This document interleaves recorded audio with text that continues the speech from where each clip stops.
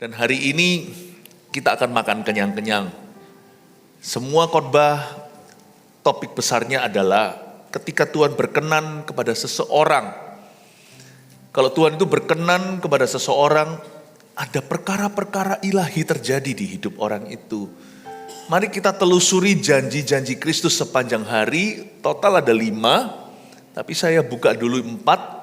Ya, siapa aja orang-orang berkenan kepada Tuhan yang akan kita bahas. Klimaksnya di ibadah kelima tentunya, tentang wanita Samaria. Tapi yang 1-4 sebagai berikut: Mordekai, Daud, Musa, dan Ayub. Kita akan bedah karakter hari ini, mempelajari firman Tuhan, dan bagaimana kita bisa menjadi seperti mereka. Orang-orang yang gak sempurna, namun dikenan oleh Allah. Sungguhan, saya itu mending dibenci sama semua orang, tapi saya disukai Tuhan. Daripada saya disenangi semua orang, populer nih ceritanya, semua mengeluhkan dan menyanjung-nyanjung, tetapi Tuhan membenci aku. Saya gak mau.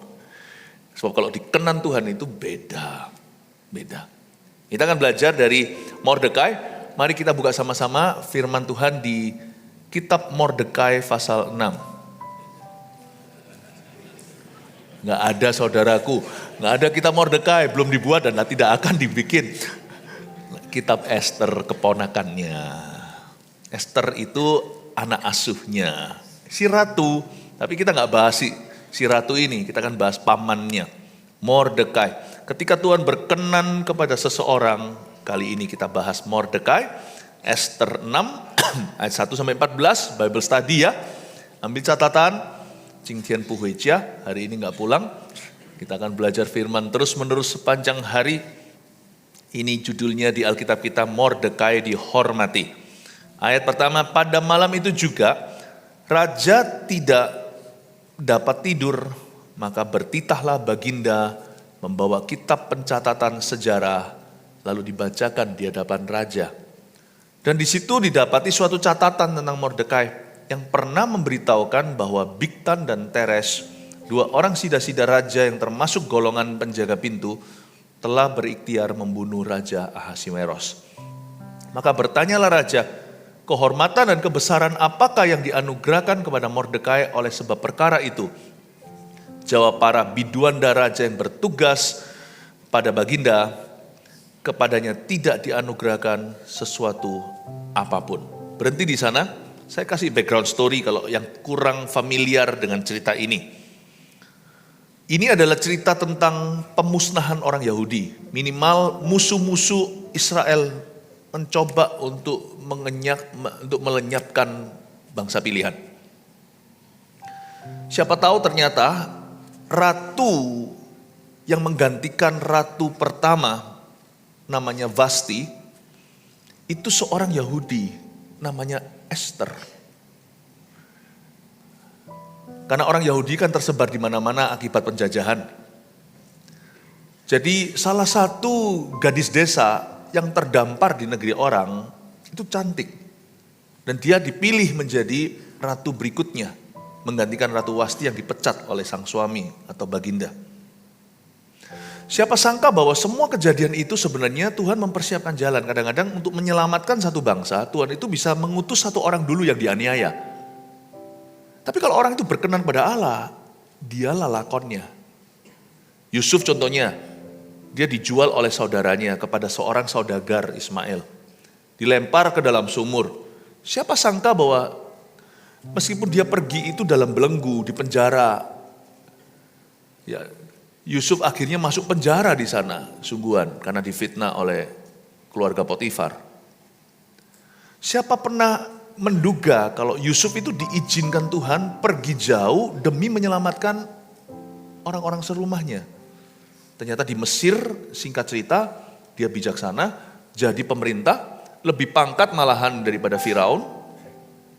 Firaun pun mendengarkan dia bukan hanya menyelamatkan keluarga papanya, saudara-saudaranya yang jahat sama dia, tapi dia juga menyelamatkan seluruh dunia, minimal yang ada di Timur Tengah.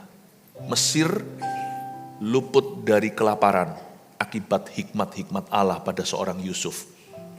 Kita gak pernah sangka loh, orang kalau dikenan Allah itu jalannya gak mulus. Tapi sekalipun dia di lembah, itu persiapan untuk sesuatu yang besar. Tapi kalau orang itu ditinggalkan Tuhan, kesengsaraan orang itu akan meremukkan dia. Dia tidak akan pernah bangkit-bangkit. Bedanya di mana? Bedanya di penyertaan Allah. Bedanya di situ. Nah, Esther ini, siapa pernah prediksi seorang gadis Yahudi, ya, tidak punya papa mama lagi, diadopsi oleh pamannya namanya Mordekai, pergi jauh-jauh untuk menyelamatkan bangsa Yahudi dari seorang musuh namanya Haman. Dan bangsa itu yang mencoba untuk menyingkirkan umat pilihan. Siapa sangka, siapa sangka. Jangan pernah kita itu terlalu cepat, terlalu dini untuk menilai situasi. Aduh Tuhan, kenapa kau izinkan begitu dan begini? Dengan mengeluh kita bisa kehilangan perkenanan. Bersyukur selalu. Sebab konteks hidupmu belum berhenti di sini. Tuhan bisa memakai segala perkara di hidup kita, yang baik nampaknya maupun yang buruk nampaknya, untuk mendatangkan kebaikan suatu hari nanti.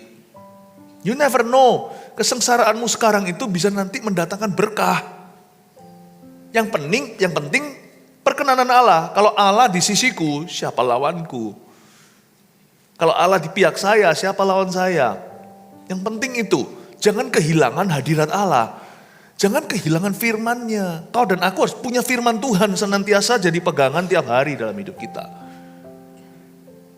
Nah, Esther ini kan masuk ke dalam istana. Tetapi sebenarnya lakon sesungguhnya itu bukan Esther loh. Mordekai. Pamannya itulah yang mendidik Esther dalam takut akan Tuhan. Esthernya ogah, gak mau, dia bilang, jangan aku main aman, aku sudah jadi ratu loh.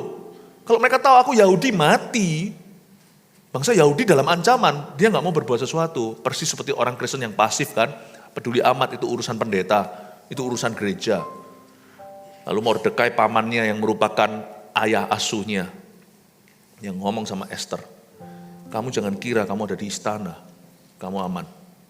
Pertolongan kalau tidak datang dari kamu tidak mau, akan datang dari tempat yang lain yang tidak terduga. Tapi kamu pun akan binasa. Kalau ada apa-apa terjadi dengan Yahudi, lu jangan kira kamu di samping baginda, kamu aman sentosa. Mati kamu, sama matinya. Wow. Mordekai itu tegas. Tapi betul sih hari ini juga masih ada, hari ini juga sama prinsipnya. Banyak orang Kristen gak peduli, pasif aja, maunya cuma datang ke gereja. Pelayanan, CG, gak usah. Biar orang lain lah yang nginjil, biar orang lain yang misi. Cepat lambat, anak Anda pun akan tersesat di rumah Anda. Mau tahu nggak kenapa kami melakukan apa yang kami lakukan? Kenapa saya juga melakukan semua misi Tuhan ini? Saya tidak lakukan hanya untuk anak-anak Anda juga, meskipun kami satu keluarga itu sebagai tumbal. Saya ngajari anak-anak saya, kalian semua harus mengutamakan kepentingan jemaat. Anak saya yang sekolah kuliah aja, yang kuliah pendeta, saya beritahu nggak usah pacaran sampai selesai, master degree. Kenapa? Kamu nggak belajar ngasih jemaat dulu sebelum kamu tempuh jalur cintamu. Apa-apa jemaat dulu.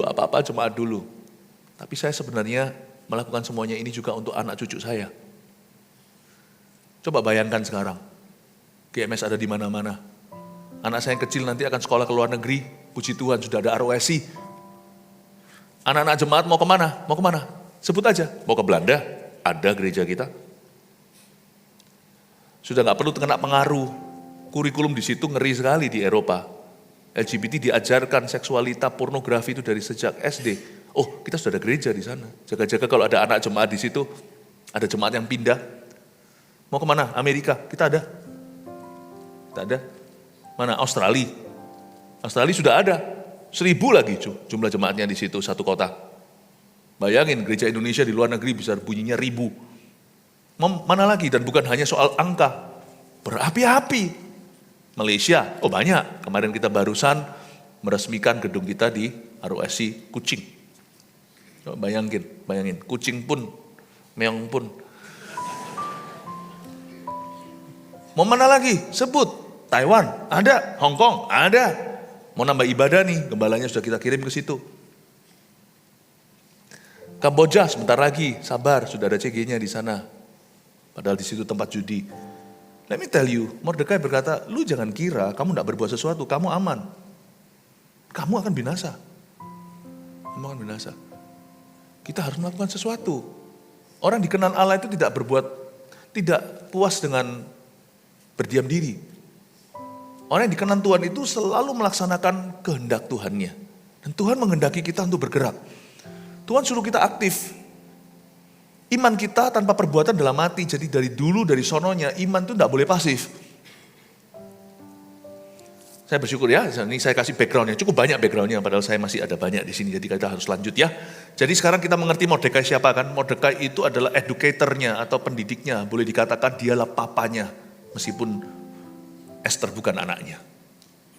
Dia ini papanya Esther. Nah Mordekai ini orang yang gak banyak bicara. Orang yang dikenal Allah itu do more than talk. Ya, do more than lebih banyak berbuat daripada lebih banyak melakukan sesuatu daripada ngomong melulu. Mordekai dihormati oleh raja. Ceritanya begini, mulai kita lihat ayat 1 ya. Pada malam itu juga raja tidak dapat tidur. Ini Raja Ahasiweros.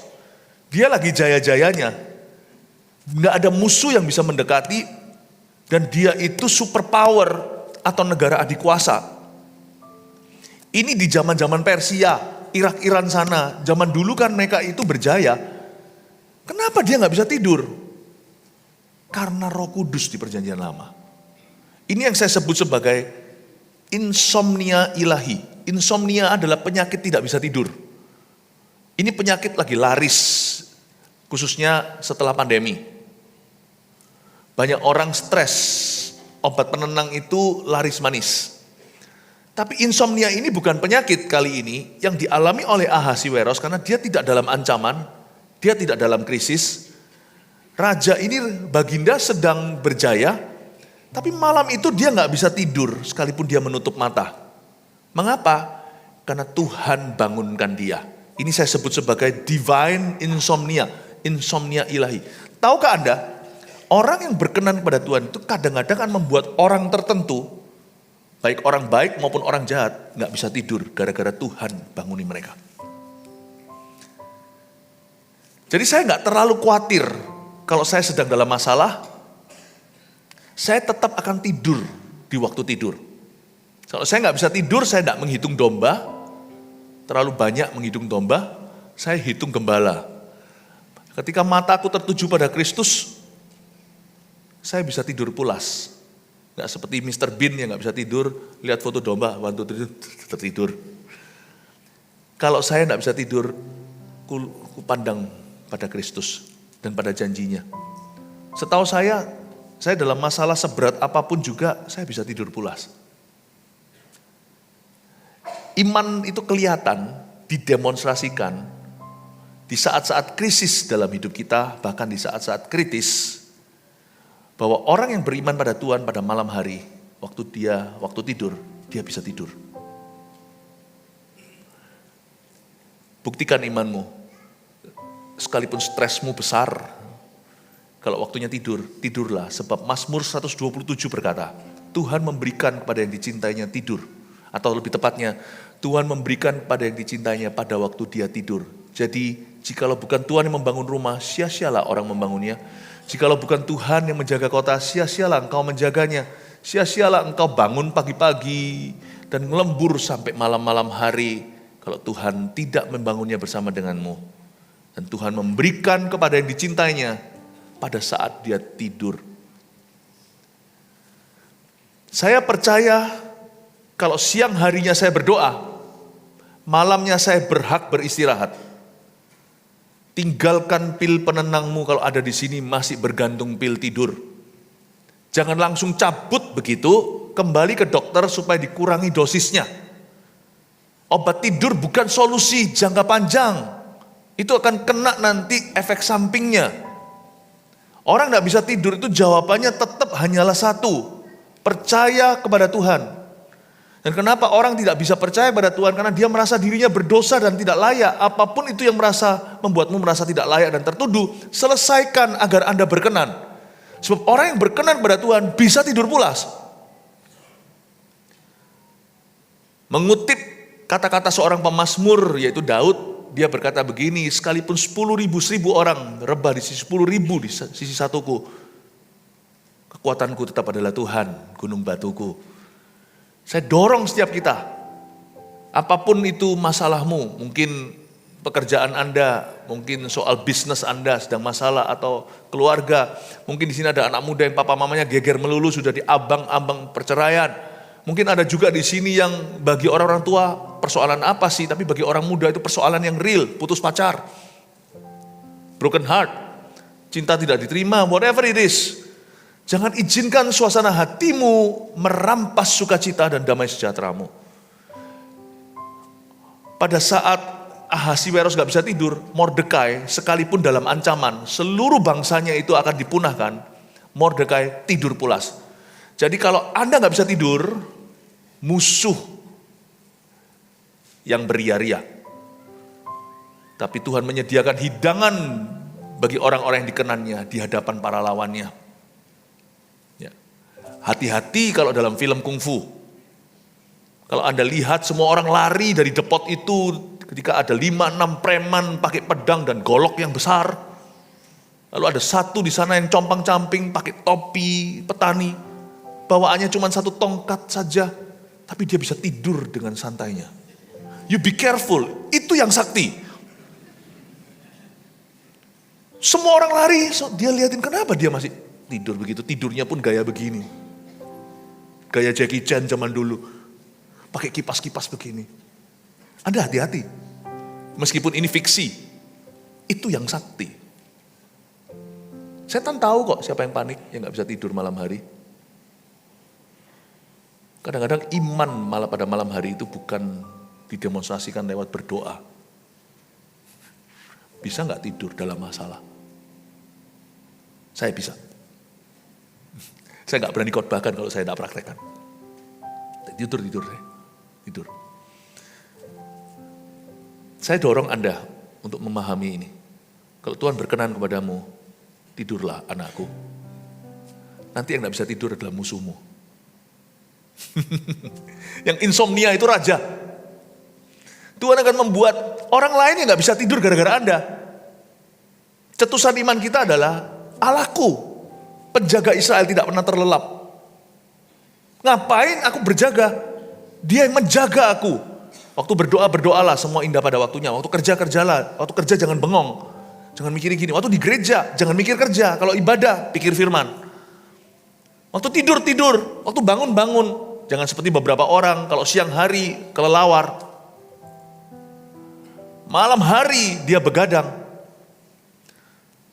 Orang yang dikenan Tuhan itu selalu tepat pada waktunya. When you sleep, you sleep. When you're awake, you're awake. When you work, you work. When you go to church, you go to church. Itu orang yang dikenan Tuhan. Tertib hatinya. Amin Bapak Ibu Saudara. Pada malam itu juga raja tidak dapat tidur, maka bertitahlah Baginda membawa kitab pencatatan sejarah lalu dibacakan di hadapan raja. Dan di situ didapati suatu catatan tentang Mordekai yang pernah memberitahukan bahwa Bigtan dan Teres, dua orang sida-sida raja yang termasuk golongan penjaga pintu, telah berikhtiar membunuh Raja Ahasiweros. Di sini ada sebuah cerita sejarah.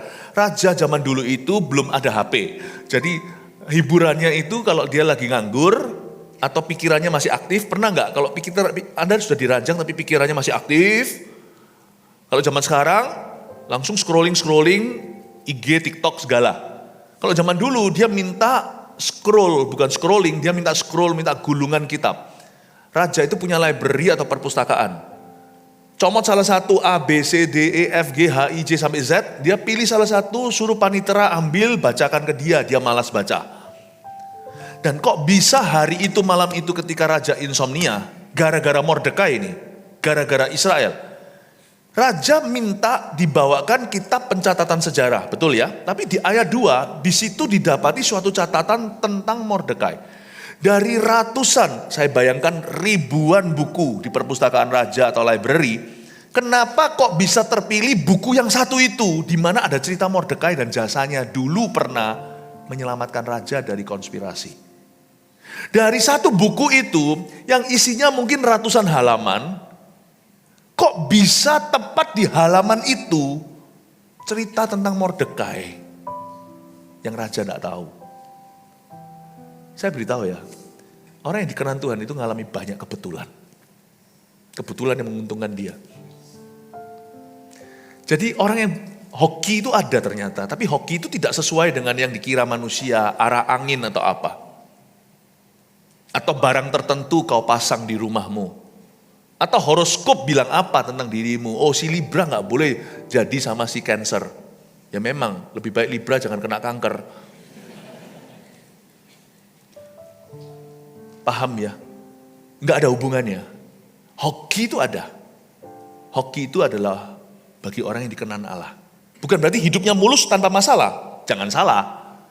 Hidup kita banyak persoalan. Tapi Tuhan akan melepaskan kita dari semuanya. Tapi hoki yang namanya keberuntungan itu ada. Berupa keuntungan-keuntungan yang disengaja oleh Allah. Kok bisa malam itu pas raja insomnia, dia suruh seorang panitera pegawainya, ambil buku yang itu asal tunjuk ketemu, dan bisa dibuka bang tut jendela wawah. Nggak tahu ya sudah, yang masih muda-muda mungkin nggak tahu. Dia ini ding dang ketemu di halaman tersebut. Dan itu cerita tentang Mordekai. Mau tahu nggak kebetulan itu definisinya ini? Kebetulan adalah mujizat yang dilakukan oleh Tuhan untuk orang-orang yang dia kenan, dan Tuhan menolak untuk membubuhkan tanda tangan. Di kamus orang percaya tidak ada namanya kebetulan. Semua kebetulan di hidup kita itu disengaja. Semuanya disengaja. Pernahkah Anda kebetulan ketemu ini? Aduh, kebetulan tiba-tiba ada supplier. Anda lagi sepi gimana? Kebetulan ada orang secara online pesen makanan roti-roti kering Anda lalu habis diborong. Padahal tadi barusan berdoa. Dan orang itu pun bukan orang Kristen dan tidak bilang Tuhan yang suruh dia. Tapi Anda harus GR tahu. Ini Tuhan yang suruh, cuman Tuhan tidak menaruh tanda tangannya atau parafnya di sana. Tetap Anda yang harus mengerti dan tahu diri dan berkata puji Tuhan untuk berkat ini. Ini bukan kebetulan sama sekali.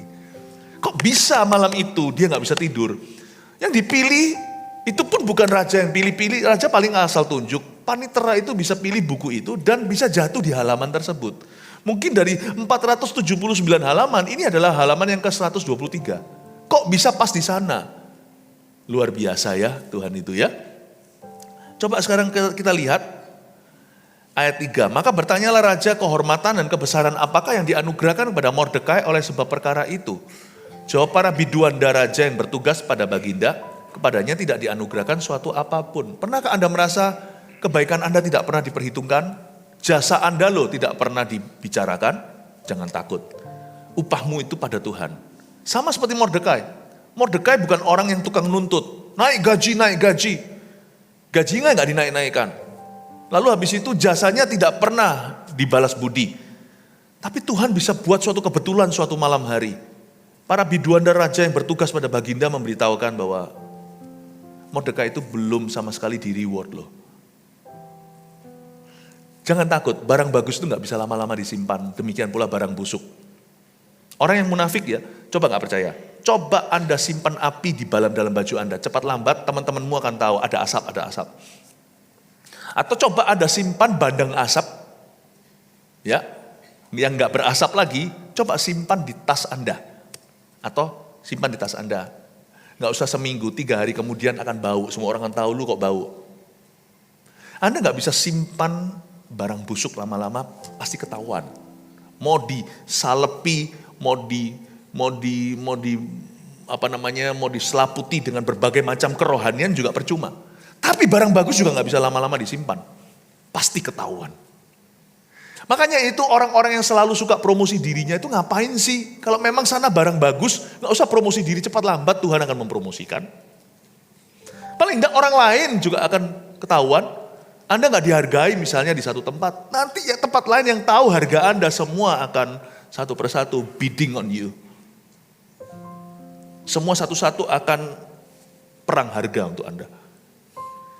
Gak usah takut bisnisnya sepi. Barang sih unda-undi 11-12 dengan toko sebelah sehingga orang bisa cek toko sebelah. Tapi toko sebelah itu ngamukan orangnya. Tapi Anda penuh kasih. Percaya enggak? Sekalipun Anda mungkin lebih mahal 5.000 rupiah. Orang belanin datang ke sana for the experience. Karena mereka dirasa tenang. Sekalipun sebelah sana, cek toko sebelah. Toko sebelah sana banting harga, memang ada orang yang berada di luar sana. Memang perang harga, memang mereka demi rusak harga. Jadi ada harga tertentu sekalipun Anda sudah press margin keuntungannya. Ada satu titik memang sudah gak nguntung lagi. Tapi ada orang yang memang berani jual rugi untuk merusak semuanya. Bumi hangus namanya. Gak usah ikut-ikutan. Anda juga jangan sampai gak percaya diri. Anda bilang aja sama customer, kalau itu harganya gitu saya gak bisa. Sungguhan saya gak bisa. Bukan tipe orang yang, wah aku udah untung, nanti untungnya masih banyak. Saya gak bisa sungguhan harga saya segini. Tapi orang lebih suka kerjasama dengan Anda. Apalagi kalau sesuatu yang sifatnya pembayarannya itu nanti masih harus ada jatuh temponya segalanya. Kalau Anda itu selalu tepat waktu. Lebih selalu dikembalikan. Orang itu lebih aman rasa percaya. Mereka itu gak keberatan bayar 1-2 juta lebih daripada toko sebelah. Kalau itu membuat mereka itu lebih tentram. Buktinya banyak orang itu pindah kerja sekalipun bayarannya lumayan. Ke tempat yang bayarannya lebih sedikit dari itu tapi dia rasa di situ lebih sejahtera. Jangan Anda kira bahwa pada akhirnya berkat itu karena Anda bersaing dan Anda menang persaingan. Berkat itu karena Anda menang karakter. Menang perkenanan. Itu sungguhan. Orang kira gereja, banyak orang itu akan cari gereja dekat rumah mereka. Enggak, banyak orang itu cari gereja yang dekat sama hati Tuhan. GMS Surabaya Rooftop, itu ada orang itu yang khusus traveling dari luar kota untuk datang ke sana setiap minggu. Tiap minggu, itu DNA gereja pusatmu. Tiap minggu loh, ada yang naik pesawat, ada yang naik. Saya bilang emangnya gak ada gereja di sana? Enggak, mereka tetap mau datang, bukan gereja dekat rumah, gereja dekat Tuhan. Jangan kau kira convenience will win the game. Nah, di ayat ini kita belajar sesuatu bahwa ini orang yang dikenan Tuhan itu ada hokinya sendiri. Jasanya pasti akan diingat sama Tuhan. Jadi kalau Anda bisa membawa diri bisnisnya seperti itu, di sini juga banyak orang mengira kalau dia S3 dia pasti akan dapat pekerjaan. Lu jangan salah. Gak tentu. Ada orang yang pinter jenius juga gak kepake. Makanya itu anak-anak kita itu tolong diajari social skill. Supaya mereka belajar berkenan pada orang dulu sebelum berkenan pada Tuhan. Gimana mereka bisa berkenan sama orang? Misalnya nih, pinjam HP-nya. Pastor Kochen, kasih saya sebentar HP-nya. Misalnya ya, ini papanya datang nih. Ini datang. Mana ini? Datang. Ya, Andi. Siapa Om? Om. Bagaimana dia bisa berkenan sama orang? Selama-lamanya Om itu akan lihat anak kecil ini. Tapi kalau dia tahu, kalau dia nggak begitu, ada datang teman papanya, Om, selamat siang Om, duduk Om. Bukan dia ambil tempat duduknya. Semua orang duduk di sana. Orang-orang tuanya nggak ada tempat duduk. Dia diam aja. Nggak mungkin Om itu yang waras akan rebut tempat duduknya. Apalagi sungkan sama papanya. Tapi di hatinya sudah anjlok harga. Itu anak kecil, tidak diperhitungkan. Tapi coba bayangkan ketika tamu datang, waktu belum datang ya nggak apa-apa. Tamu datang, oh iya Om silakan duduk Om. Silakan duduk Om. Masukin dulu HP-nya. Ya Om silakan, ya mau diambilkan apa Om? Itu pasti naik harganya. Perkenanan pada manusia pasti datang. Suatu hari kelak, Om itu mungkin berpartner dengan dia. Sekarang masih partner sama papanya. Om itu akan punya good memory, positif. Ini anak dari dulu itu dewasa. Itu sudah gak pakai proses-proses untuk di scrutinize atau dievaluasi dulu. Itu sudah ada good memory. Berkenan itu good memory, terima kasih. Terima kasih. Ajari social skill. Sekalipun anak itu S3, gak jaminan. Sekalipun dia S2, dia nanti akan kerjaannya langgeng. Kasih sekolah yang paling mahal juga bukan jaminan. Itu juga penting, tapi bukan number one. Berkenan pada Tuhan. Itu lebih penting. Makanya saya ajari anak-anak saya dari kecil. HP taruh. Pokoknya kalau sampai ada teman-teman papa mama datang, kamu yang sapa. Saya selalu kasih visi dari kecil. Suatu hari mungkin mereka adalah teman-temanmu. Sekarang kerja sama papa, sama mama. Suatu hari kerja sama kamu. Mengerti? Dari kecil kami sudah ajari itu. Jadi diajari untuk menjadi orang yang berkenan. Orang yang berkenan kepada Tuhan terlalu tinggi mungkin. Orang berkenan pada manusia dulu. Kalau enggak bisa sama manusia, mana bisa sama Tuhan. Taruh tuh HP-nya. Social skill, kemampuan bersosialisasi. Bukan sosialita. Sosialita itu untuk sosialisasi, itu penting sekali. Kamu juga perlu pendidikan tinggi, tapi itu bukan jaminan satu-satunya. Kamu harus bisa membawa diri dengan semua orang dengan segala usia. Jadi di sini, kalau Anda pas-pasan, Anda tidak usah minder dengan orang-orang yang seolah-olah dari keluarga yang berada. Tidak usah minder. Didik anakmu dengan benar. Nanti dia akan berada di titik tinggi tanpa harus panjat sosial. Anda yang tentukan hargamu sendiri. Amin? Ya, itu penting. Saya juga mengerti dalam konteks saya juga masih muda. Saya masih tergolong AOG kok, Army of God Cap sebentar lagi ya. Tapi orang-orang yang saya gembalakan tuh range-nya itu dari anak kecil yang shalom sampai yang tua. Saya mengerti sesuatu bahwa orang yang berkenan pada Allah juga harus memperjuangkan perkenanan manusia. Bukan berarti menyenangkan manusia loh ya. Ada orang yang demi menyenangkan manusia dia mengkhianati Allah. Tapi kalau Anda berkenan pada Tuhan, Anda juga akan menunjukkan sesuatu di hadapan manusia. Saya dorong jemaat ini untuk menjadi orang-orang yang dikenan Tuhan. Siapa yang mau dikenan oleh Tuhan? Praise the Lord, puji Tuhan. Jawab para bidu Anda, raja yang bertugas pada baginda kepadanya tidak dianugerahkan suatu apapun. Maka bertanyalah raja ayat 4, siapakah itu yang ada di pelataran? Nah ini dia, masuklah villain atau masuklah musuh.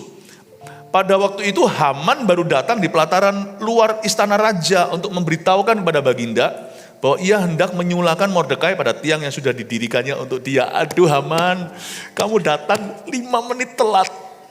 Orang yang dikenan Tuhan itu selalu membuat musuhnya 5 menit telat. Haman datang, sudah persiapan konspirasinya udah jadi.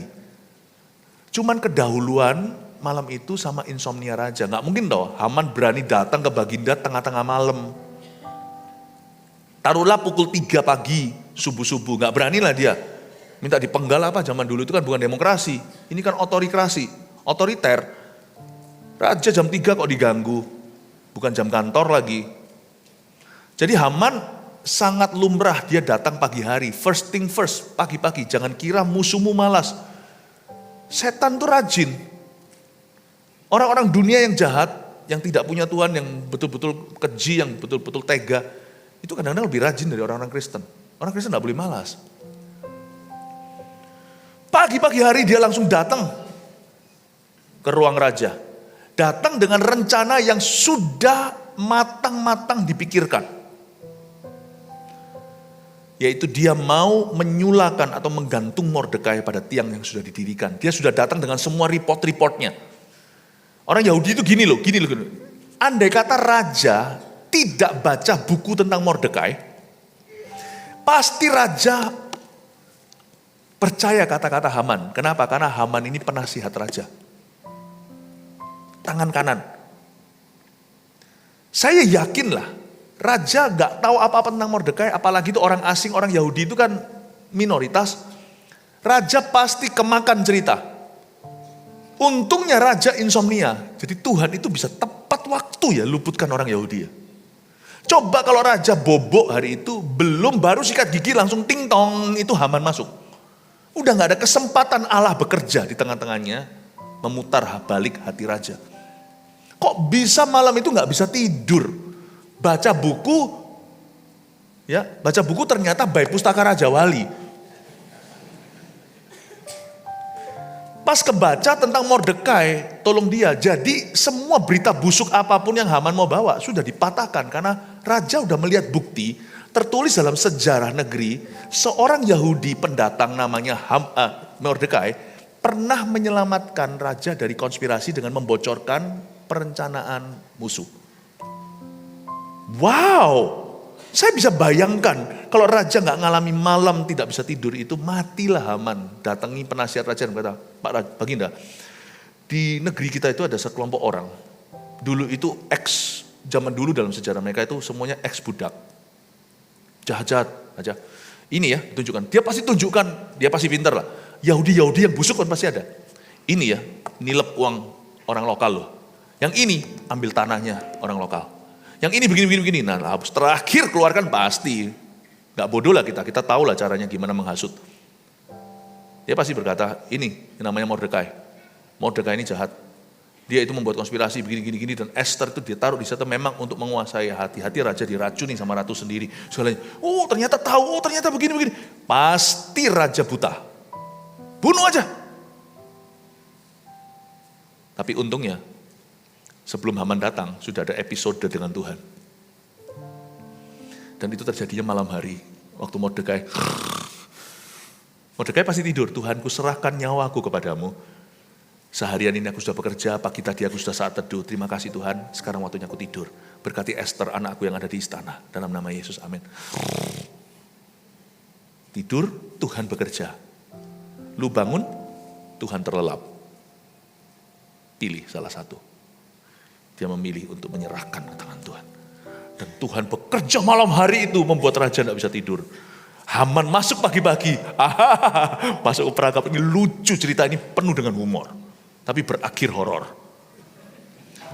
Pada waktu itu Haman baru datang di pelataran luar istana raja untuk memberitahukan pada Baginda bahwa ia hendak menyulakan Mordekai pada tiang yang sudah didirikannya untuk dia. Tapi sebelum Haman ngomong rencananya dan mengutarakan semua fitnah-fitnahnya, lalu jawab para biduan dan raja kepada Baginda, itulah Haman ayat 5, ia berdiri di pelataran, maka titah raja, suruh dia masuk.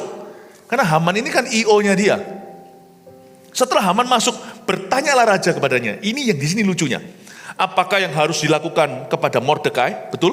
Enggak disebut namanya. Raja itu kan Baginda, kan selalu yang namanya kemuliaan raja dalam menyembunyikan rahasia. Makanya orang yang suka bocor mulut itu bukan anak Tuhan. Dan tidak dikenan. Sebab anak Tuhan, anak raja itu selalu bisa menyimpan rahasia. Setelah Haman masuk, bertanyalah raja kepadanya, apakah yang harus dilakukan pada orang yang raja berkenan menghormatinya? Nah inilah yang saya sebut sebagai kesombongan itu mendahului kejatuhan. Haman ini terlalu percaya diri. Jadi orang Kristen anak Tuhan tidak boleh terlalu pede.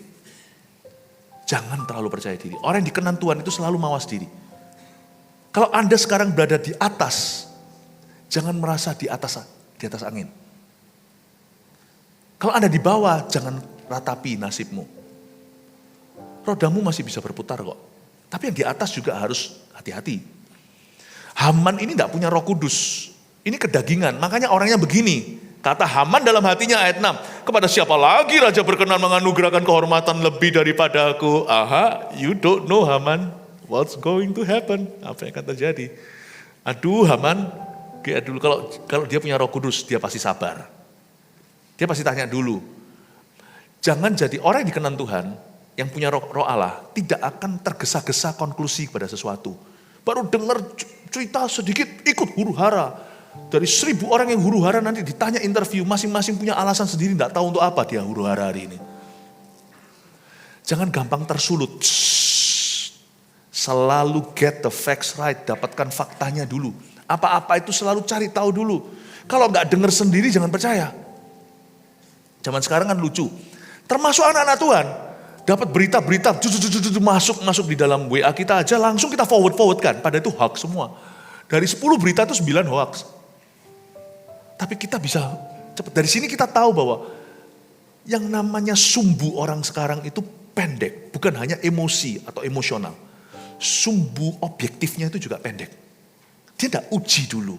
Apa-apa pokoknya benar. Pokoknya pertama dia dengar itu selalu benar. Padahal segala perkara itu selalu ada dua sisi. Haman bodoh sekali. Harusnya kalau Haman punya Roh Kudus, dia harus berkata begini, tunggu dulu Raja, Baginda, siapa yang Raja atau Baginda maksudkan? Jangan terlalu over percaya diri, jangan terlalu over pede. Karena orang kalau sombong itu sudah buta. Makanya itu ya, orang kalau sudah merasa dia hebat, itu bahaya, dia pasti jatuh. Karena dia sudah tidak careful. Justru orang kalau rasa tidak mampu itu semua dipersiapkan, setiap angle diperhitungkan, setiap sudut itu dia pasti akan pikirkan. Kalau gereja kita sekarang mengalami kemajuan, jangan kita kira bahwa kita di atas awan. Makanya kami tetap keliling, bicara evaluasi lagi, bukan konsolidasi saja, tapi juga koordinasi. Duduk kemarin ini kita meeting, tempat ini kemarin dibuat meeting. Ini di mana kurangnya. Jangan tunggu jatuh. Jangan tunggu kalah. Kita terus improve terus dan terus maju. Dan jangan tunggu jatuh. Orang tua yang ketika anaknya jatuh baru ajari dia berjalan. Mendingan orang tua itu ajari dia jalan dulu supaya jangan jatuh. Dan sebelum dia jatuh kita sudah tahu tanda-tandanya. Ayo kuatkan kakimu. Kita tidak menunggu sesuatu. Tidak seperti film-film itu, film-film kan gitu ya, lakonnya kalau sudah menang gitu ya, semua sudah kebakaran gitu, baru pemadam kebakarannya datang. Rambo itu, coba lihat itu film Rambo itu yang gak masuk akal, satu orang ngalahkan semua orang di Vietnam. Lalu terakhir baru ke helikopter Amerika pada datang semua musuhnya udah mati. Banyak orang kan gitu kan, tunggu berabe dulu, baru setelah itu melakukan sesuatu. No. Orang kalau mawas diri, tahu, dikenan Allah itu tidak boleh percaya diri. Dikenan Allah itu harus rendah hati. Terus merendah.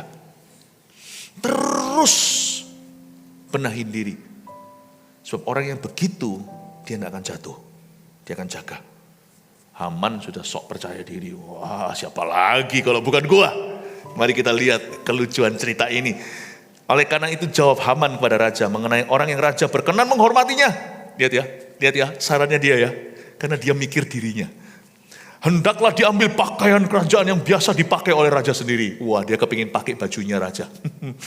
Dan lagi kuda yang biasa dikendarai oleh raja sendiri. Dan yang diberi mahkota kerajaan di kepalanya. Minta kuda nih. Kayaknya dia itu pecinta kuda. Dan hendaklah diserahkan pakaian dan kuda itu ke tangan seorang dari antara para pembesar raja, orang-orang bangsawan. Lalu hendaklah pakaian itu dikenakan kepada orang yang raja berkenan menghormatinya. Kemudian hendaklah ia diarak dengan mengendarai kuda itu melalui lapangan kota, sedang orang berseru-seru di depannya. Beginilah dilakukan kepada orang yang raja berkenan menghormatinya. Dia sudah bayangkan imajinasi dia diarak kuda seperti sekarang kalau pembesar-pembesar diarak di dalam limosin, lalu kacanya itu tentunya tidak hitam ya, mau kacanya itu kacanya bening, lalu dia dada-dada gini. Wah, dia udah bayangkan dia dada-dada begini. Sadar nggak? Coba kalau Anda renungkan lagi, nanti pulang dibaca lagi ya. None of his suggestion was useful and necessary. Tidak ada semua saran dia, karena dia mikir dirinya kan, dia GR dulu dikiranya ini dia.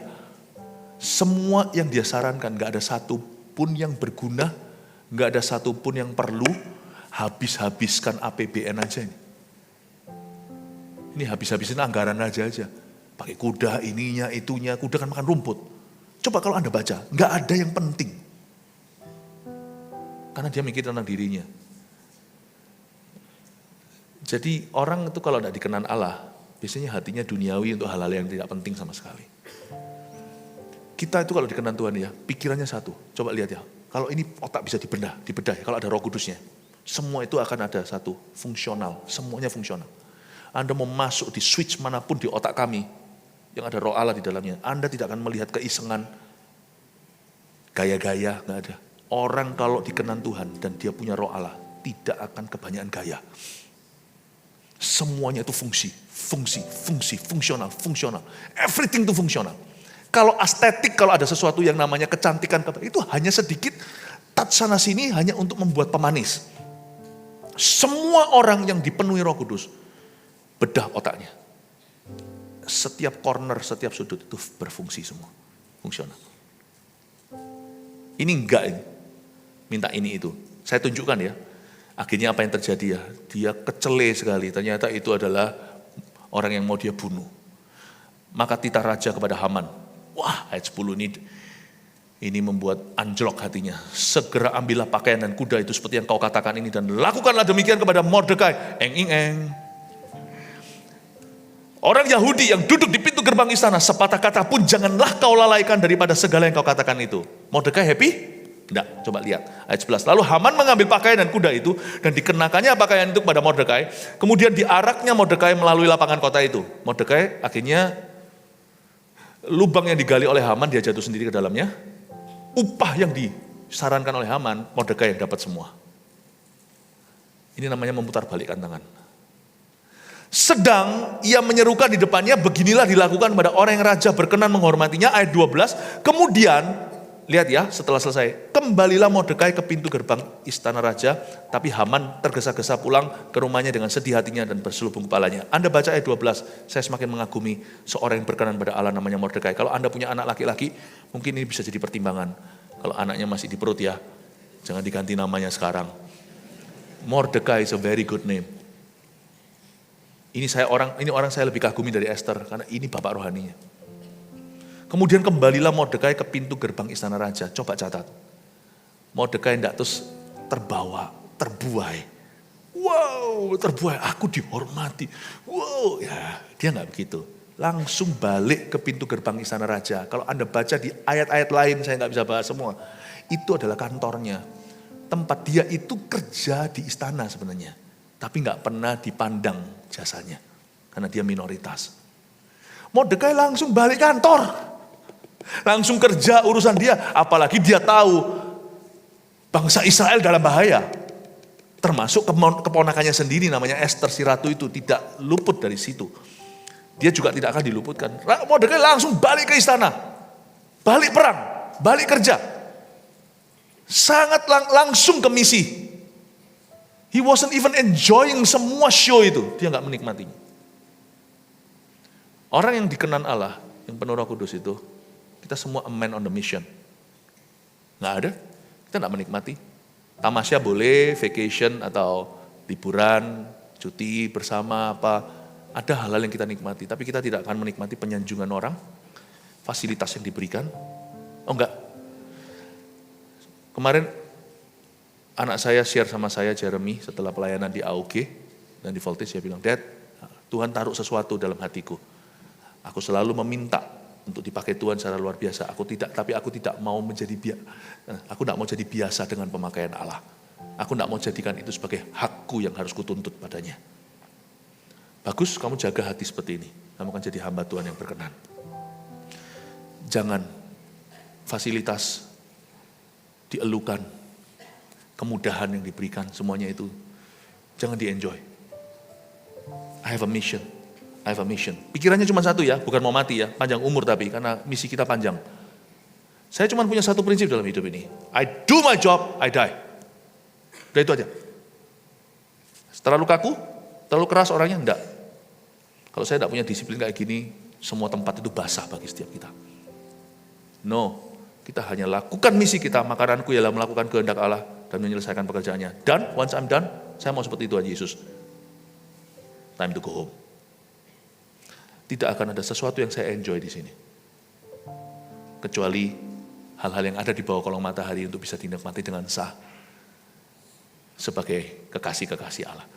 Bapak, Ibu, Saudara, kita harus tahu misi kita. Jangan enjoy sama sekali. Berkenan kepada Tuhan untuk menyelesaikan pekerjaannya. Jadi orang itu cuma gitu, simple. Kemudian kembalilah Mordekai langsung ke pintu gerbang istana raja. Gak terlalu banyak bicara, gak komentar, gak langsung, kalau Mordekai nggak kuat iman, pasti sudah Instagraman. Wah, lihat, flexing dia. Wah, gini gitu. Dan Haman menceritakan ayat 13, dengan ini saya selesai, kepada Zeres istrinya dan kepada semua sahabatnya apa yang dialaminya. Maka kata para orang arif bijaksana dan Zeres istrinya kepadanya, ini nyonyanya ya, bilang begini, jikalau Mordekai yang di depannya engkau sudah mulai jatuh adalah keturunan Yahudi. Sorry papa, ini kan istrinya ngomong gitu, panggil istrinya. Maka engkau tidak akan sanggup melawan dia, malah engkau akan jatuh benar-benar di hadapannya. Selagi mereka itu bercakap-cakap dengan dia, datanglah Sida-Sida, lalu mengantarkan Haman dengan segera ke perjamuan yang diadakan oleh Esther. Habis dia kecelih, habis dia sangat direndahkan di hadapan pamannya, sebentar lagi dia akan masuk dalam perangkap kemenangannya. Esther mengadakan tea party, Baginda datang. Itulah the end of Haman. Saya beritahu, orang yang dikenan Tuhan itu jangan kau lawan. Sebab yang membelanya adalah Tuhan. Salah nginjak sepatu ini. Aman, kau salah injak sepatu hari itu. Mari saya tunjukkan 3 poin ini untuk review apa yang kita pelajari, storytelling atau cerita pagi ini. Ketika Tuhan berkenan pada seseorang, kali ini namanya Mordekai, kita belajar 3 hal. 1, Tuhan akan membuat orang lain tidak bisa tidur hingga memberkatimu. Tuhan akan membuat orang lain tidak bisa tidur hingga memberkatinya. Ini yang pertama kita pelajari hari ini. 2, Tuhan akan menciptakan segala kebetulan dan momentum yang tepat untuk meluputkannya. Pegang aja janji ini. Ini mesti ditulis, difoto juga, supaya nanti Anda ingat dalam perjalanan hidup Anda bahwa ini janji Tuhan dalam hidup orang yang berkenan. 3, Tuhan akan mengangkatnya dan memutarbalikkan tangannya atas musuh-musuhnya. Itu janji Tuhan. Tetap pegang sama saya seumur hidup saya. Dah, 3-tiganya dimunculkan. Silakan difoto. Oke. Saya bawa ini room service kepada Anda. Silakan 1, 2, 3, jepret. Haleluya. Amin. Kasih tepuk tangan untuk Tuhan Yesus. Praise the Lord. Mari kita semua makin berdiri.